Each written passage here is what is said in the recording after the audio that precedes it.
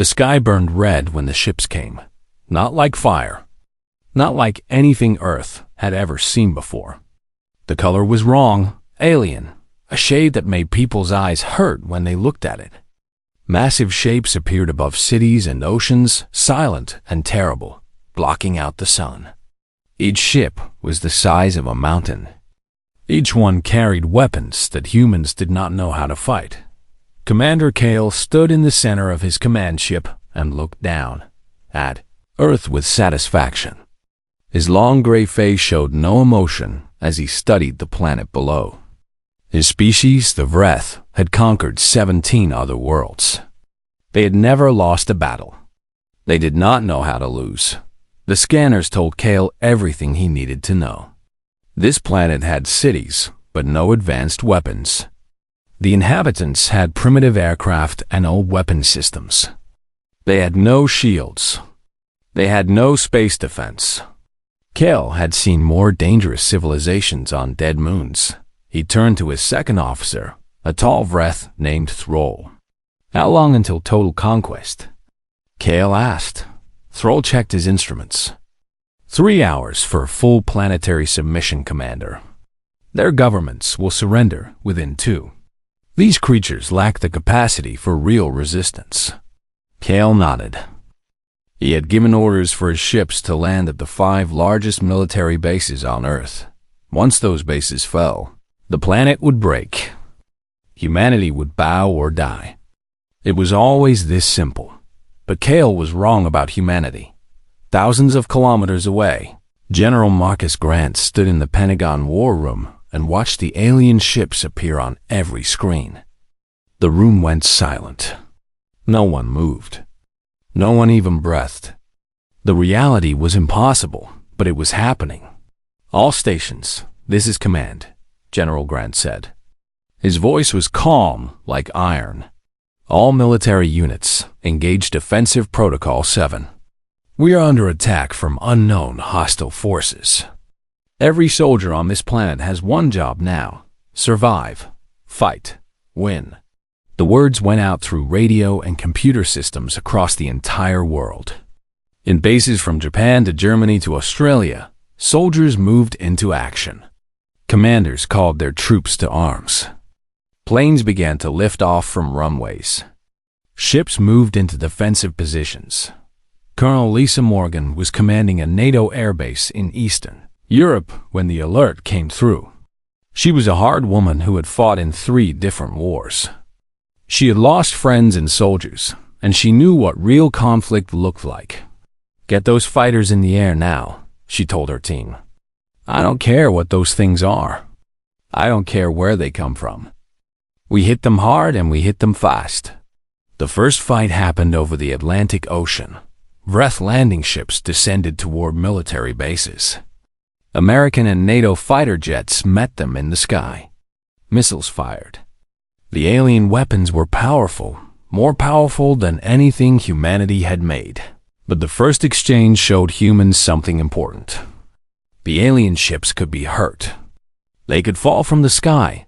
The first Vreth landing ship exploded in a ball of fire. The humans celebrated for only a moment before they understood the truth. There were hundreds of more ships coming. Thousands. The Vreth invasion force was vast beyond comprehension. In the Pentagon, General Grant watched tactical displays update in real time. His soldiers were fighting well. They were adapting to the alien weapons. But they were also dying. Fast. Too fast. President David Collins entered the war room. The president was 60 years old and had never been a soldier, but he understood what was happening. Earth was at war. Humanity was fighting for its existence. Can we win? The president asked to General Grant. The general did not look away from the screens. "I don't know, sir. These ships are advanced. Their weapons are superior. But our soldiers are smart, and they are brave. If we can hold them long enough, we might learn how to fight them." "How long?" the president asked. "Days, maybe weeks. Maybe a month if we are lucky." President Collins turned to his press secretary. "I need to speak to the world." Right now. 20 minutes later, the president was on television and radio and internet streams everywhere. He spoke to terrified people hiding in basements and shelters. He spoke to soldiers moving into battle. He spoke to mothers and fathers and children who were afraid they would not see tomorrow. This is President Collins. Our planet is under attack by an alien invasion force. But we are not defeated. We are not surrendering. We will fight. We will stand together. We are human, and we do not break. His words reached into the darkness and gave people strength. Across the world, things that were not made by humans began to destroy things that were. Cities burned. Entire military bases fell. Thousands of people died in the first hours. The Vreth weapons were too powerful. The alien soldiers were too strong. Everything seemed impossible, but humans began to do what they had always done. They adapted in one base. Soldiers began studying the energy patterns of the alien weapons. They noticed that the weapons always fired in the same way, from the same positions, in the same rhythm. They began to predict where the weapons would fire and move their people away before the shots came in another location. A young engineer named Kevin Price looked at a captured piece of Vreth technology. He had no idea how it worked, but he began to take it apart. He began to learn. Pilots like Captain James Harper flew missions against the Vreth ships again and again. They died. Many of them died. But they learned the weaknesses of alien aircraft. They learned how to attack them. They learned how to survive. The first day of the invasion ended with Earth still in the fight. The Vreth had not conquered the planet. The alien ships had not landed at all the locations they wanted. Something was wrong with their invasion. These humans were not behaving like other species. In his command ship, Commander Kale looked at his reports and felt something he had never felt before. Uncertainty. These creatures were supposed to surrender quickly. They were supposed to break immediately. Instead, they were fighting. Kale gave new orders. His ships would intensify their attacks. His soldiers would destroy more bases. He would crush humanity's will to resist. Earth would submit to the Vreth, and it would happen soon. But General Marcus Grant was already planning humanity's response. He was already gathering the smartest soldiers and engineers and scientists on the planet. He was already laying the groundwork for a counterattack that would surprise the alien invaders. The night fell on Earth. Fires burned in many cities. Smoke rose into the sky. People held their children and tried to be brave. Soldiers loaded weapons and prepared for the next wave of attacks. Humanity was not ready to surrender. The Vreth would learn this truth. They would learn it the hard way. And they would learn that invading Earth was the biggest mistake their civilization had ever made. 2 weeks into the invasion, the Vreth were losing. Not badly. Not yet. But Commander Kale knew something was deeply wrong. His forces should have conquered this planet by now. Instead, human resistance was growing stronger every day. Every time the Vreth attacked, the humans attacked back in new ways. Every time the aliens thought they had won a battle, the humans would find another strategy in an underground bunker near Colorado Springs. General Marcus Grant stood before a wall of screens and maps. He had not slept in 18 hours. His uniform was dirty and torn. His face was marked by exhaustion. But his mind was sharp and focused. "Show me the patterns again," he told his intelligence officers. A woman named Major Angela Brooks pulled up data on the main screen. She had spent the last 2 weeks analyzing every Vreth attack. She had studied every weapon, every movement, every position. What she discovered was surprising. "Sir, the aliens are following mathematical patterns," Angela said. "Their weapons fire in sequences. Their movements follow predictable routes. They attack the same locations at the same times each day. Their ships maintain the same distances from each other." General Grant understood immediately. "They are too precise. They depend on computation and calculation. Exactly, sir, Angela replied. They are brilliant in one way, but they are rigid. They cannot adapt like we can.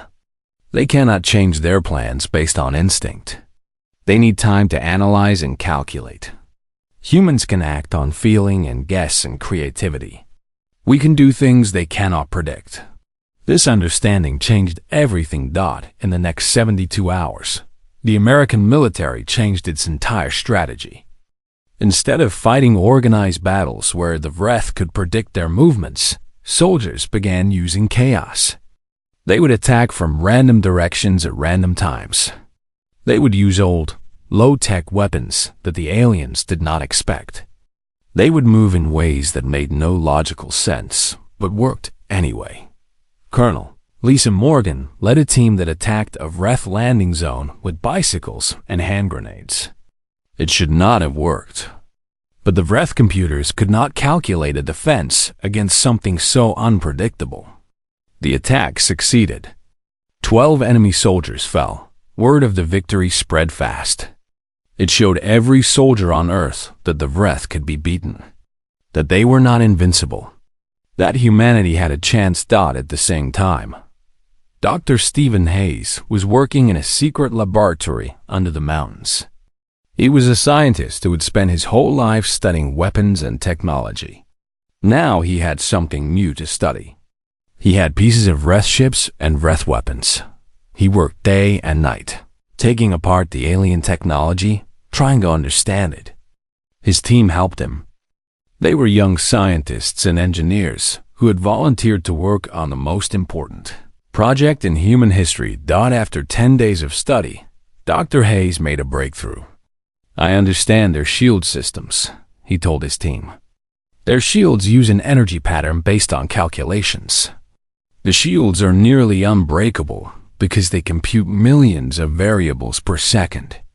But if we hit them with something they cannot calculate, something chaotic, something random, we can create a hole in the shield. The implications were massive. If humans could break the Vreth shields, then humans could hurt the Vreth directly. News reporter Nathan Cross was broadcasting from a military command center when he heard about the discoveries. Nathan was one of the few journalists allowed to stay near the fighting. His job was to tell the world what was happening, to keep people informed and strong in their will to resist. He put together a report about human ingenuity and human courage. He told the story of Colonel Lisa Morgan and her bicycle attack. He told about Dr. Hayes discovering the shield weakness. He interviewed soldiers who had survived impossible battles and kept fighting. This is Nathan Cross, reporting from the front lines of humanity's defense. What we are witnessing is the remarkable adaptability of the human species. We are fighting an enemy that is technologically superior, but we are beating them with creativity and determination. This is the story of Earth's fight for freedom. The report was broadcast everywhere. It reached people in shelters and bunkers and hospitals and military bases. Soldiers watched it before going into battle. Families watched it in underground shelters and felt hope for the first time since the invasion began. A young soldier named Kyle Bennett watched Nathan's report in a trench near a destroyed city. Kyle was only 19 years old. He had been drafted 3 months before the invasion. He had never wanted to be a soldier. But now he was in a war that mattered more than anything else. Kyle watched Nathan describe human courage, and something in his chest changed. He suddenly understood that what he was doing here in the mud and cold was important. He was not just fighting for his own life. He was fighting for everyone on Earth. Kyle stood up and led his team forward into the darkness, toward enemy positions. They moved without fear because they understood what was at stake. Meanwhile, the Vreth were growing increasingly desperate. Commander Kale received messages from his fleet commanders. They were reporting unexpected losses. Their soldiers were demoralized. Many of them had never fought against an opponent that could not be calculated and predicted. Kale made a decision. He would intensify the bombardment. He would destroy more cities. He would force humanity to surrender through sheer terror and power. But the general he was fighting against was no ordinary human. General Marcus Grant had already anticipated this strategy. He had already begun moving civilians away from the most likely targets. He had already planned a massive counteroffensive, using every new discovery and every new weapon the humanity had developed in Fort Detrick, in underground bunkers, in secret laboratories spread across the planet. Scientists and engineers were building new weapons. They were reverse engineering breath technology and combining it with human creativity. The results were crude but powerful. The results might be enough to turn the tide of the entire war. Engineer Patricia Davis worked with her team on a new shield generator. It was based on breath technology, but powered by human ingenuity. It would not be as good as breath shields, but it would be something. It would give humanity a chance to protect their soldiers. How long until we have a working model? General Grant asked over video communication. 3 weeks, sir, Patricia answered. Maybe less. The general nodded. We need it faster. In 3 weeks, half my soldiers will be dead. I know, sir. We will work faster. The breath commander did not understand what was happening. He did not understand that he was fighting a species that would never surrender. He did not understand that humans would sacrifice everything to survive. He did not understand that even as his ships destroyed Earth cities, humanity was building new ways to fight back. The invasion had entered its most critical phase. The outcome would be decided in the next few weeks. Everything that happened next would determine the fate of 2 civilizations. The first human weapon based on breath technology fired on a clear morning in late October. It was not beautiful. It was not elegant. It was crude and brutal and powerful. The energy beam that came from the weapon struck a breath shield with such force that the shield collapsed completely. The breath ship behind it exploded in a shower of fire and metal. General Marcus Grant watched the explosion on video feed from the weapon sight. He felt something he had not felt since the invasion started. He felt hope. Real, solid hope. Humanity had the ability to hurt the invaders. Humanity could win. Patricia Davis and her team had done the impossible. They had built 10 of the new shield breaker weapons in 4 weeks. The weapons were crude. They used enormous amounts of power. They could only fire once every 30 minutes. But they worked. All units, this is command, General Grant said into the communication system. Operation Hammer is go. I repeat, Operation Hammer is go. All forces engage enemy positions immediately. Across the planet, human soldiers moved into action. In the Pacific Ocean, a young pilot named Connor Matthews was sitting in a new aircraft that humanity had built. The aircraft was called the Phoenix. It was constructed from captured breath parts and human engineering. It could fly faster than anything humans had made before. It could match the breath ships in speed and maneuverability. Connor had volunteered for the Phoenix program knowing he might die. Most pilots in the program died on their first mission. Us pilots in the first mission. But Connor was not thinking about death. He was thinking about his sister, who had been killed when a breath ship destroyed San Francisco. He was thinking about revenge and justice, and the simple fact that someone had to fight back. All Phoenix units, this is Squadron Leader Matthews, Connor said over the radio. We are going in hot. Do not hesitate. Do not retreat. Hit them hard and hit them fast. 12 Phoenix aircraft screamed into the sky. They were faster than the breath fighters. They were more maneuverable. Breath pilots who had fought humans in conventional aircraft had always won easily. But the breath pilots had never faced an enemy with both human creativity and matching technology. The first breath fighter exploded when Connor hit it with a missile. The second Vreth fighter could not turn fast enough to escape Connor's next shot. It burned and fell toward the ocean below around Connor. His pilots were doing the same thing. They were flying circles around the Vreth fighters. They were hitting them from angles that Vreth computers could not calculate in time to defend against. One by one, the Vreth fighters fell from the sky. Commander Kale received the report while he was standing in his command center. 23 of his fighters had been destroyed. 23, by a species that he had thought was primitive. His hands clenched into fists. The Vreth general was beginning to feel something he had felt only once before in his long military career. Fear. All ships, heightened defensive protocols, Kale ordered. All ground forces, prepare for major counteroffensive. These humans will not defeat us. But even as he gave the orders, Kale knew something was terribly wrong. The humans were not following the patterns his computers had learned. They were not fighting according to any predictable strategy. They were fighting like they had nothing to lose. Like they were willing to die to win, on the ground. Colonel Lisa Morgan was leading a special operations team toward the most important Vreth installation on Earth. Intelligence had told her that this facility controlled much of the Vreth bombardment network. If it fell, if humans could destroy the weapons stored there, the alien invaders would lose their most powerful advantage. The mission was supposed to be impossible. 200 soldiers against 5,000 Vreth defenders.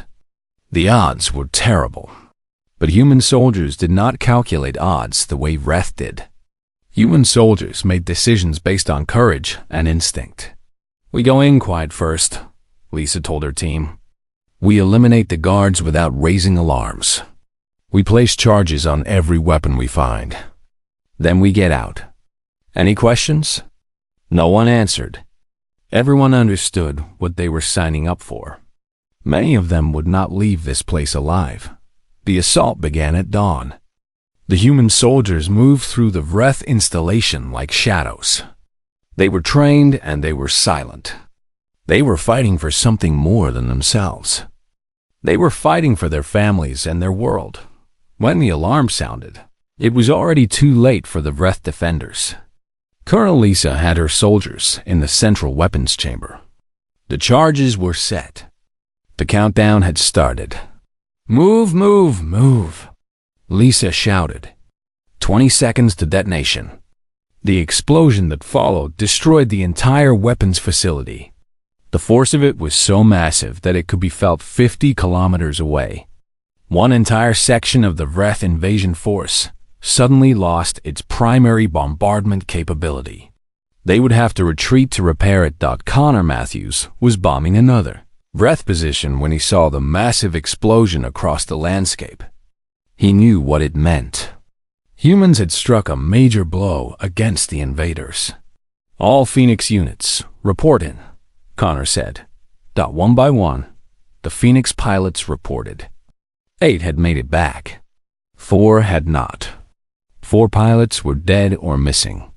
It was a terrible loss. But it was a victory.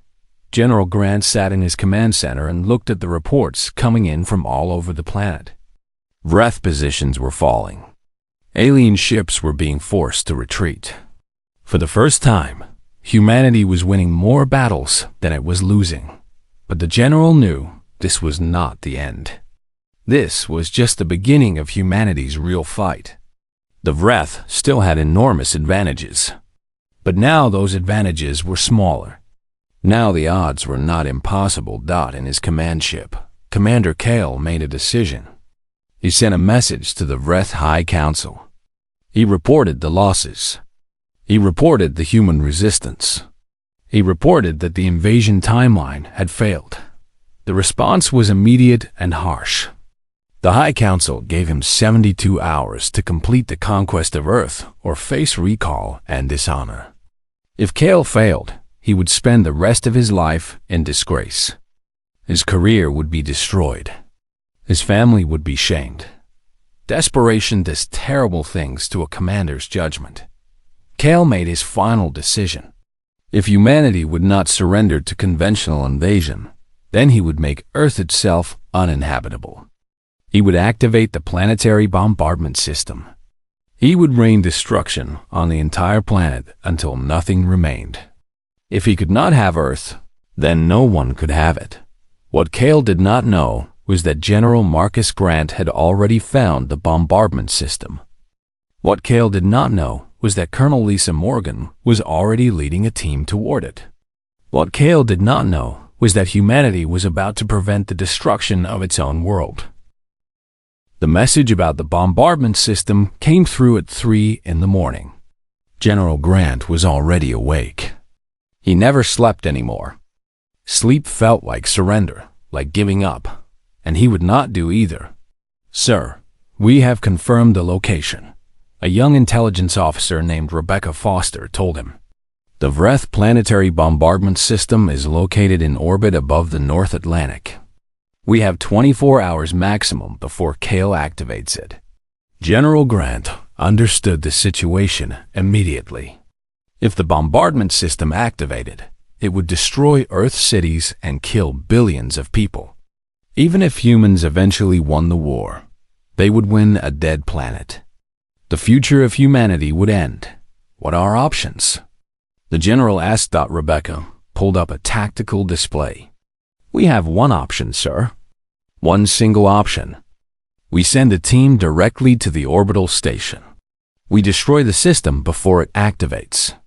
But the Vreth defenses are heavy. Very heavy. The team will almost certainly not come back alive." General Grant nodded slowly. He had sent men to their deaths before. It was part of war. But this was different. This was sending people on a suicide mission. This was asking them to die so that Earth could survive. "Get me Colonel Morgan," he said. 3 minutes later, Colonel Lisa Morgan appeared on the video screen. She was in a military base in Germany, preparing her next operation. Her face was drawn and tired. She had lost many soldiers in the past weeks. She had made decisions that cost lives. But she would make them again if it meant humanity survived. "Colonel, I have a mission," General Grant said. "It is the most important mission of this entire war. And it is probably suicide." Lisa Morgan's expression did not change. "Tell me what we have to do, sir." General Grant explained the situation. He told her about the bombardment system. He told her about the 24-hour timeline. He told her that the probability of success was less than 30%. He told her that her team would probably die. "I will need volunteers," Lisa said. "I will not order anyone to this. I will ask for volunteers." When Lisa Morgan asked for volunteers, everyone in her unit raised their hand. 50 soldiers, all ready to die. She chose 12 of the best. 12 soldiers who had survived impossible fights. 12 who understood what sacrifice meant. They loaded into a captured Vreth transport that night. The ship would take them into orbit. It would get them as close to the bombardment station as possible. Then they would have to fight their way inside and destroy everything. The transport launched from a secret base in northern Canada. It shot into the sky and climbed toward space. The soldiers sat in silence, each one thinking about their family, their home, their life that they might never see again. Lisa Morgan looked at her 12 soldiers. She saw fear in some of their eyes, but she also saw determination. She saw courage. These were humans doing what humans had always done, facing the impossible, standing up against overwhelming odds. "Listen to me," Lisa told them. "Every one of you is a hero. You are heroes because you volunteer for this. You are heroes because you understand what is at stake. When we go into that station, you are going to be afraid. You are going to want to run. But you will not run because you are human, and humans do not run." The transport entered orbit. The bombardment station appeared on the screens. It was enormous. It was bristling with weapons. It looked like nothing humanity could possibly challenge. But humanity had done the impossible before. The transport made its approach. Breath weapons fired at it, but the transport was shielded and fast. It reached the docking port and locked on. The 12 human soldiers grabbed their weapons and moved toward the airlock. The doors opened. Lisa Morgan saw a corridor filled with Wraith soldiers. Dozens of them. The first human who stepped out would probably be killed immediately. It did not matter. Lisa Morgan was that first person. She fired her weapon before the Wraith soldiers even realized she was there. The first alien fell. Then another. Then another. Her soldiers came pouring out behind her, their weapons blazing. The fight was violent and brutal, and the Wraith were trained soldiers with superior weapons. But they were not fighting for their lives. They were fighting because they had orders. The humans were fighting because they were fighting for their home.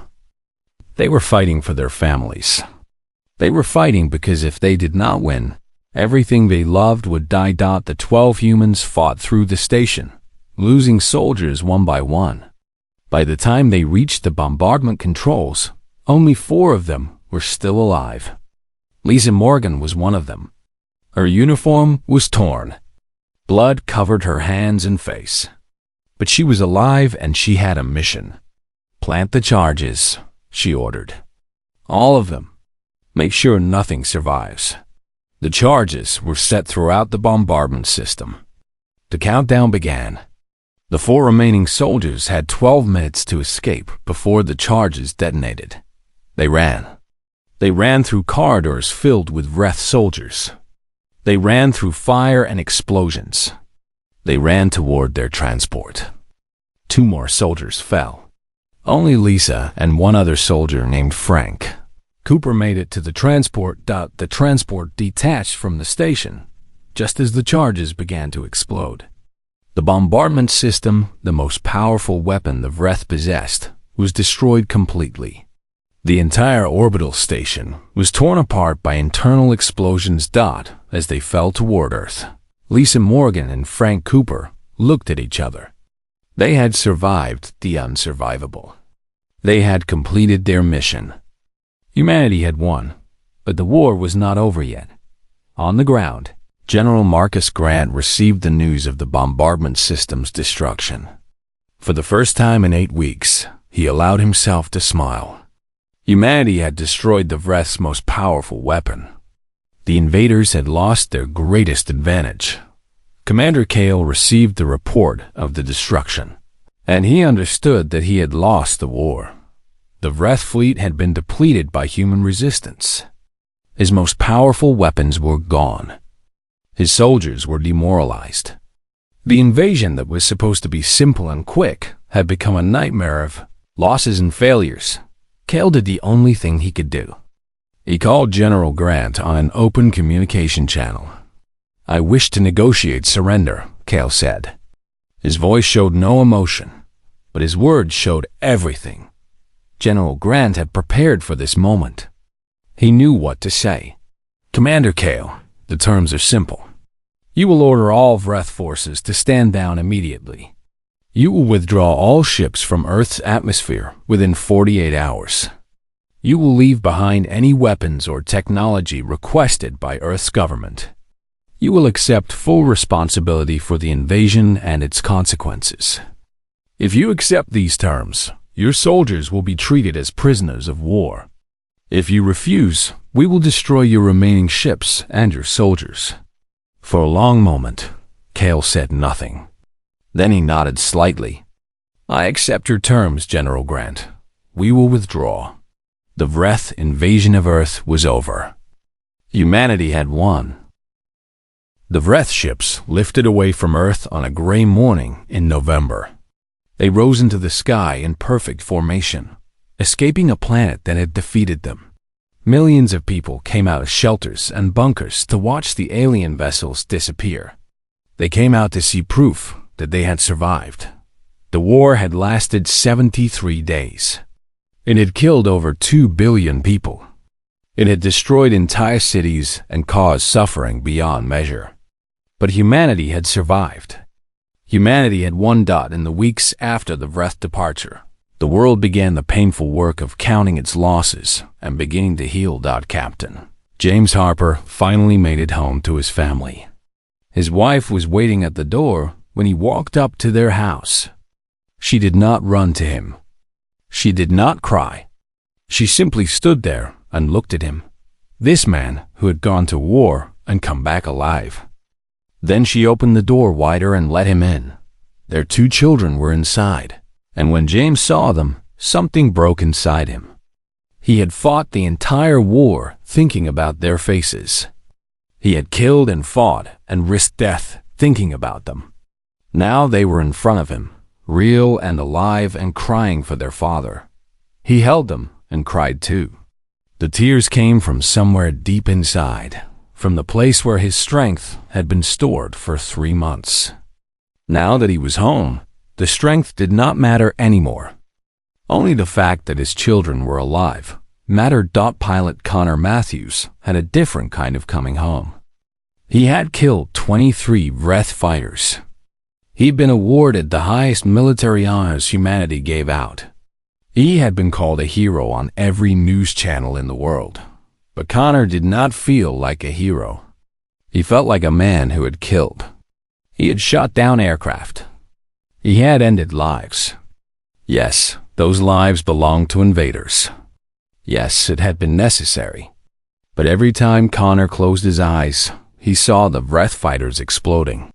He saw the faces of the pilots, the alien faces that were trying to kill him. A reporter named Nathan Cross found Connor sitting alone in a park 3 weeks after the war ended. How does it feel to be a hero? Nathan asked. Connor looked at him for a long moment. I don't know if I am a hero. I know I am alive. I know a lot of Wrath are dead because of me.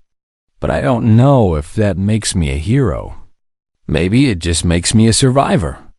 Nathan Cross wrote about that conversation in his newspaper.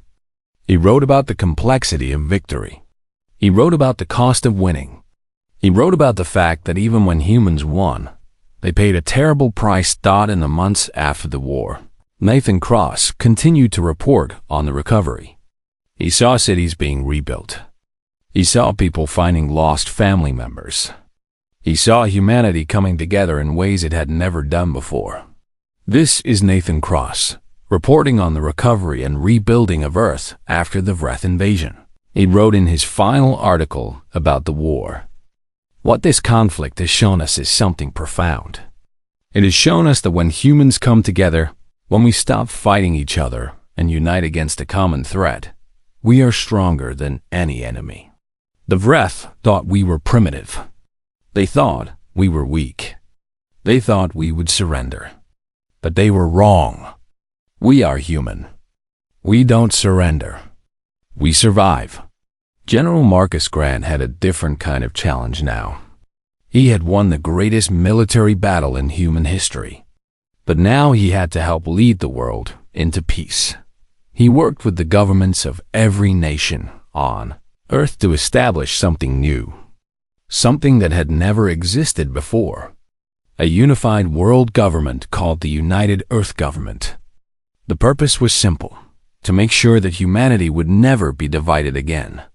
To make sure that when threats came in the future, humans would face them together. Took months of negotiation and compromise. Different nations had different interests.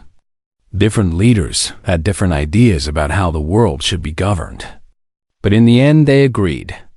The memory of the invasion was fresh enough that no one wanted to argue.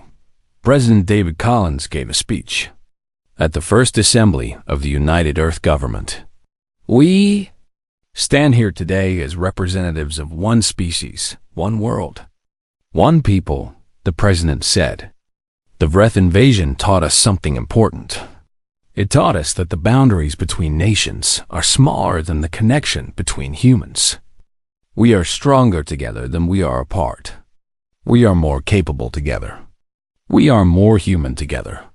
This government will ensure that we remain united. The world watched this speech and understood that something had changed fundamentally. Earth was not going to be the same. Humans had discovered that they could do impossible things. They had discovered that they had more in common with each, other than they had differences. But the most surprising development came when the Vreth requested diplomatic relations with Earth. Commander Kale himself arrived on Earth 6 months after the invasion ended. It was a shocking choice.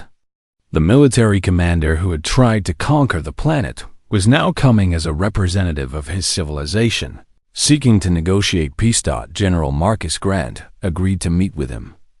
They sat across from each other in a private chamber at the United Earth Government headquarters. For a long moment, neither of them spoke. They were separated by everything. By biology, by culture, by the fact that they had tried to kill each other just months before. "Your people are remarkable," Commander Kale said finally. "I have studied every battle, every engagement, every moment of this conflict. I cannot understand how you defeated us." General Grant thought about this question carefully before answering. "You defeated yourself, Commander. You believed that advanced weapons and superior technology were all that mattered. You did not understand that sometimes the greatest weapon is the will to survive. Sometimes the greatest strength is the refusal to surrender." "But your technology was inferior," Kale said. "Yes," Grant agreed. "But your soldiers did not know how to improvise. They did not know how to adapt to chaos. They followed programming and calculation. My soldiers followed their hearts. They made decisions based on instinct and courage and love for their homes. You cannot calculate love into your weapon systems. You cannot program courage into your tactics. Those are human things. Those are what made us strong." Kale was silent for a long time. Then he nodded. "The Vreth High Council wishes to learn from humanity. We wish to understand what we are missing. We request an exchange of knowledge and culture, not as conqueror and conquered, but as two species learning from each other." General Grant smiled. "We accept, Commander. We would like to learn from you as well." As the months turned into years, Earth began to recover. Cities were rebuilt. Populations were restored. Humanity's technology advanced rapidly with the knowledge it had gained from studying Vreth equipment. But more importantly, humanity changed. People understood that they were one species on one planet. National borders still existed, but they meant less than they had before. Humans looked at each other and saw not enemies or competitors, but fellow humans. People who shared a common identity, forged in the crucible of war. The Vreth invasion had been meant to conquer Earth. Instead, it had united humanity. It had shown humans what they could achieve together. It had proven that even against impossible odds, even against a more advanced civilization, even when defeat seemed certain, humans would stand firm. Nathan Cross wrote his final conclusion about the invasion years later. Looking back on everything that had happened, the Vreth came to conquer us. We conquered ourselves instead. We conquered our divisions. We conquered our fear. We conquered the belief that we were weak and helpless. We discovered that humans are capable of anything when we stand together. The Vreth invasion was the worst thing that ever happened to Earth. It was also the best thing. It made us human in the truest sense. It showed us what we could be when everything was on the line. It showed the galaxy that you do not measure a species by its weapons. You measure it by its courage. And by that measure, humanity was unbeatable. The invasion had ended. But the age of humanity was just beginning. The stars were calling. Humanity would answer. And this time, the galaxy would know that humans were coming.